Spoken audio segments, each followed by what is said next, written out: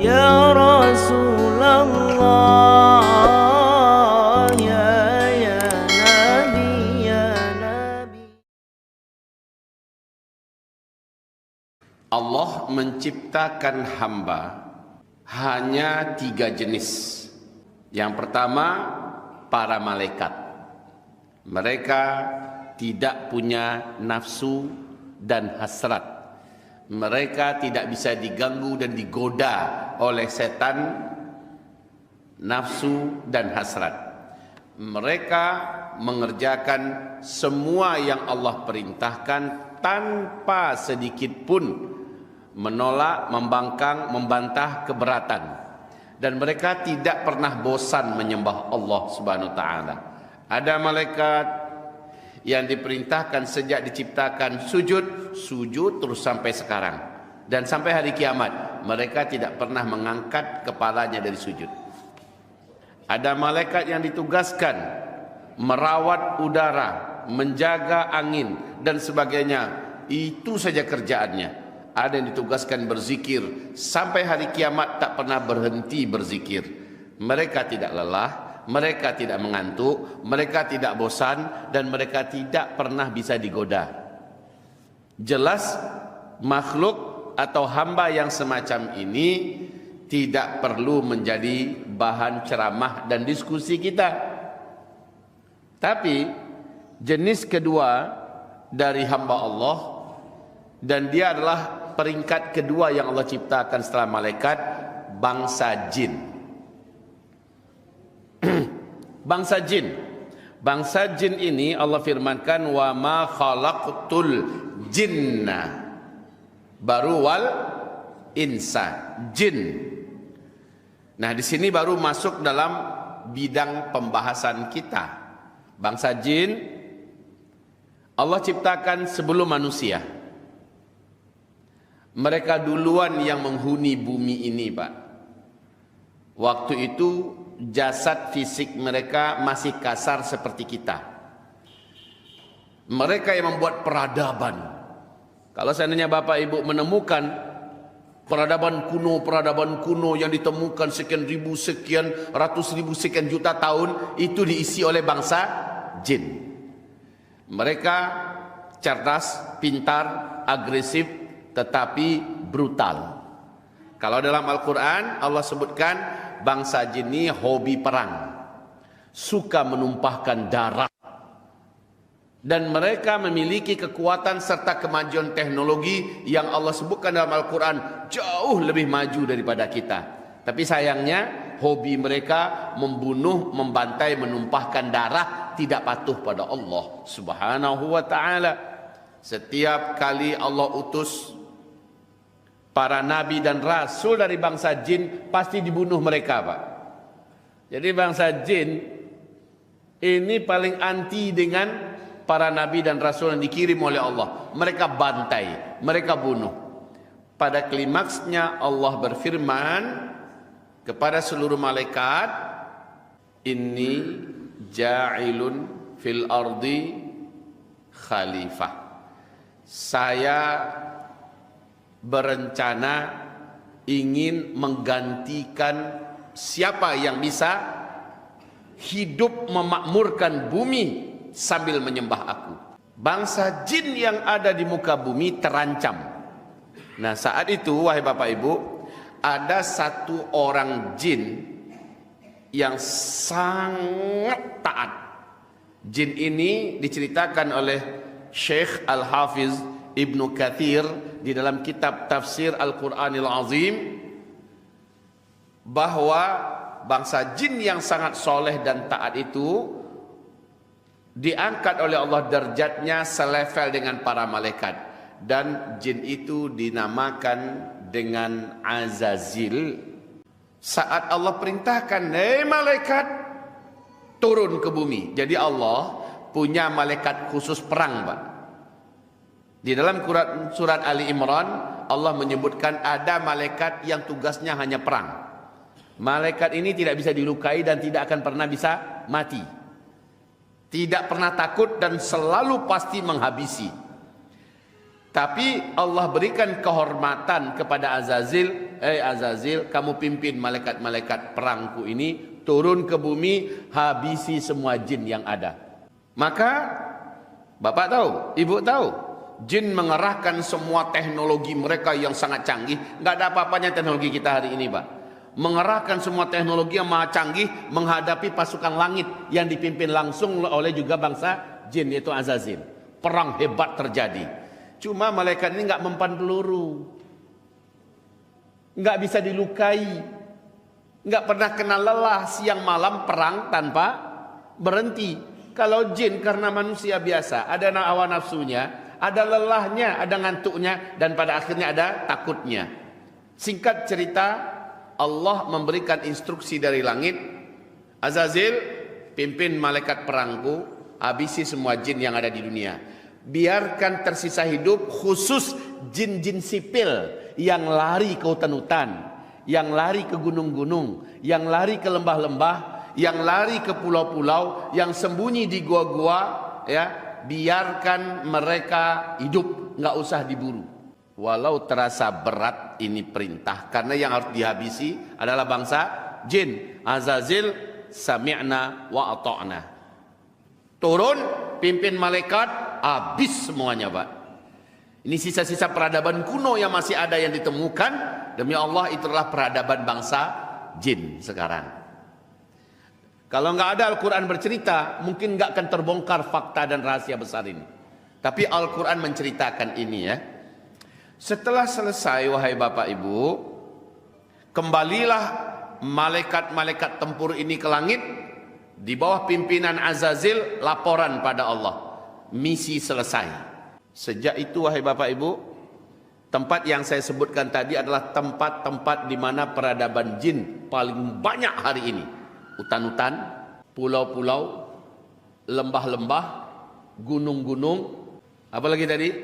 Gua-gua, gurun-gurun Sahara, dan tengah-tengah laut.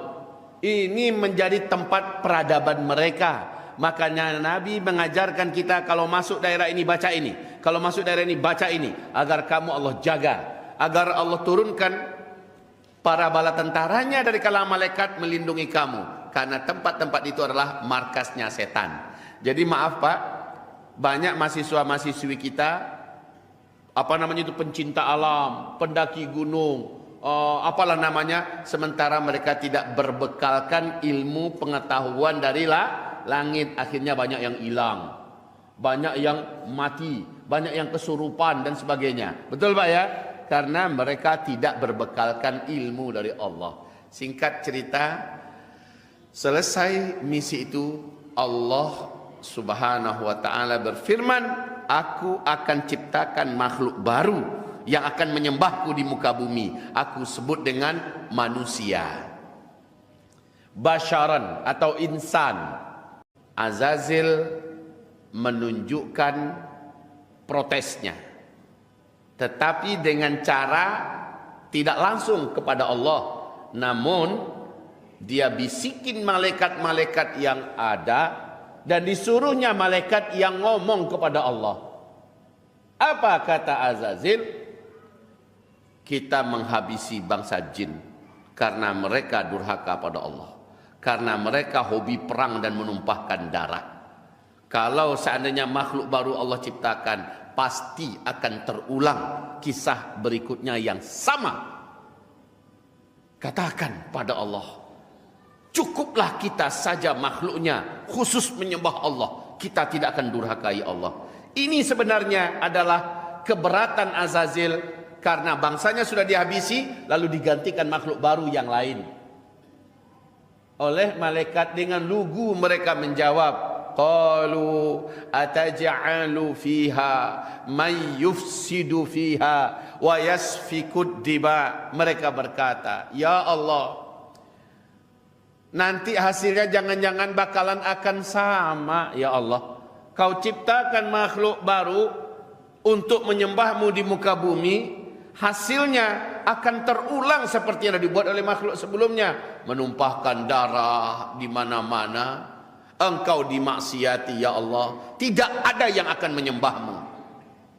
Maka Allah berfirman, qala inni a'lamu ma la ta'lamun. Allah berfirman, sesungguhnya ilmu saya jauh melebihi apa-apa yang kamu tidak ketahui. Lalu Allah ciptakan Adam, Pak, dari tanah liat. Azazil menyaksikan proses penciptaan itu. Tanah liat, hitam, kotor, di bawah yang biasanya dilalui dan diinjak-injak. Dari situ diambil saripatinya, diciptakan Adam dari situ. Tin, min sulalatin min tin.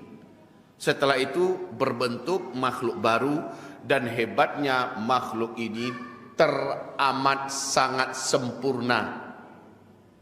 Allah firmankan, walaqad khalaqnal insana fi ahsani taqwim. Kami menciptakan manusia dalam bentuk yang paling sempurna. Sementara makhluk apapun saja dibandingkan dengan manusia, manusia sempurna. Dari rambut sampai ke ujung kuku sempurna. Bandingkan dengan hewan apa saja, dengan makhluk apa saja, termasuk dengan bangsa jin sendiri. Jauh kita ini sempurna. Kedengkian hidup dan menyala dalam dada Azazil. Sudahlah bentuknya sempurna, fungsinya juga luar biasa, kecerdasannya juga minta ampun. Dan Allah memasukkan informasi yang begitu luas tentang alam semesta, mulai dari yang kecil sampai kepada yang besar, kepada Adam. Jadi bangsa jin karena sudah ribuan atau ratusan ribu atau mungkin jutaan tahun hidup, sehingga pengetahuan mereka luas. Adam hanya dalam satu ciptaan, baru saja jadi, langsung lengkap semua informasi itu. Fa'allama Adamal asma'a kullaha. Allah ajarkan segala-galanya kepada Adam. Segala-galanya. Ini apa, namanya apa, fungsinya apa, kalau digabung dengan ini jadi apa, lalu kegunaannya apa, ini bahayanya apa. Diajarkan hanya dalam satu kali, kun fayakun. Begitu, Pak. Langsung Adam memiliki informasi yang tidak terbatas. Masya Allah. Lalu setelah itu Allah Maha tahu ya. Dalam dada para malaikat nggak ada masalah, tapi dalam dada Azazil ada masalah. Sekarang dipanggil oleh Allah seluruh malaikat, Azazil juga termasuk. Ayo tes. Dites oleh Allah, banyak yang berguguran. Adam mampu bertahan. Tesnya apa? Kayak cerdas cermat gitu loh, Pak. Ya, kayak cerdas cermat, dites, semuanya berguguran, tak mampu jawab. Adam menjawab dengan benar, dengan jelas, dengan tepat, dengan lugas dan vulgar. Jelas sekali rinciannya, betul-betul mudah dipahami. Tambah besar kedengkian dalam dada Azazil. Sudahlah bentuk sangat sempurna, kemudian cerdas, ilmunya luas tak terbatas. Satu-satunya titik kelemahan Adam ini adalah dia diciptakan dari tanah liat. Nah, dari unsur materi dia melihat. Sementara iblis, maaf ya, Azazil yang dia diciptakan dari unsur api, melihat api lebih terhormat. Maaf, nanti ketika seluruh malaikat disuruh sujud oleh Allah kepada Adam, termasuk Azazil, Azazil sendiri yang tidak mau. Sementara Adam tidak minta untuk agar dia disujudi. Adam sebagai manusia tahu hanya Allah yang berhak untuk disujudi. Tapi karena Allah yang perintahkan sujud kepada Adam, Adam terpaksa diam. Sementara si Azazil berkata, tidak. Ketika Allah perintahkan, wa idza qulna lil malaikati isjudu li adama fasajadu illa iblis. Kami perintahkan kepada seluruh malaikat, termasuk si Azazil tadi, sujudlah kamu kepada Adam. Seluruh malaikat spontan sujud, Pak. Tidak pakai mikir-mikir, tidak pakai musyawarah dulu dalam menjalankan perintah. Tidak pakai kumpulkan suara dulu. Ini kita jalankan enggak ini? Ini ada perintah dari langit, perintah Allah. Enggak pakai kayak gitu. Lah kalau ada makhluk pada hari ini pakai ngumpulkan pendapat dulu, jajak pendapat dan sebagainya untuk menjalankan perintah Allah, Masya Allah, na'udzubillah ya. Jadi sujud mereka semuanya spontan, illa iblis. Siapa iblis itu? Dialah Azazil tadi. Langsung Allah beri dia nama baru, status baru. Statusnya kafir, namanya iblis. Lalu Allah perintahkan iblis, panggil, kenapa kamu gak mau sujud? Ini kan saya yang berikan order, saya yang perintah. Jawaban iblis adalah khalaqtani min nar wa khalaqtahu min tin. Kau ciptakan aku dari api, Adam kau ciptakan dari tanah liat. Coba yang benar aja ya Allah, perintahmu ini gak masuk akal. Coba akalnya mencoba untuk mengungguli perintah Allah Subhanahu wa taala. Dan dia berkata, ya Allah, kau tidak bijaksana. Aku yang kau ciptakan dari api, Adam kau ciptakan dari tanah liat. Sekarang api mau sujud kepada tanah, ini enggak masuk akal. Saya lebih senior, ya. Saya lebih teruji. Sementara saya dari api, Adam dari tanah baru kemarin. Saya udah lama ya Allah. Jadi enggak mungkin lah. Maaf untuk perintahmu yang ini saya menolaknya. Kan itu intinya Pak. Itu intinya. Lalu Allah berkata, aba wastakbara wa kana minal kafirin. Enggan dia menjalankan perintah Allah, wastakbara, melihat dirinya lebih terhormat daripada Adam, melihat dirinya lebih hebat daripada Adam, wa kana minal kafirin, adalah iblis itu termasuk di antara makhluk-makhluk Allah yang kafir. Awas ini, ingat ini wahai Bapak Ibu. Selama ini Azazil taat tidak? Menyembah Allah terus tidak? Ya, tapi ketika ada satu saja perintah Allah yang iblis terang-terangan menampakkan keberatannya dan tidak mau menjalankannya, Allah lupakan semua ketaatannya masa lalu. Allah lupakan statusnya yang sudah disampaikan ke setingkat selevel para malaikat, dan Allah berikan atribut dan level baru kepadanya, yaitu kafir, dan namanya disematkan dengan nama iblis laknatullah alaih. Awas ini, hati-hati Pak. Bagaimana dengan manusia pada hari ini? Tahajud, sholat 5 waktu ke masjid, duha, puasa Senin Kamis, umroh tiap sebentar, berinfak sedekah kemana-mana, dan sebagainya dan sebagainya. Ternyata ada satu atau dua perintah Allah atau larangan Allah yang kita keberatan dan kita menolaknya. Ayo, jadi iblis nggak kita? Kita ambil nih pelajaran dari sini. Jadi iblis nggak kita? Otomatis. Namanya saja kita nggak iblis, manusia, tapi statusnya mirip dengan iblis. Iblis sebelumnya hamba Allah apa bukan?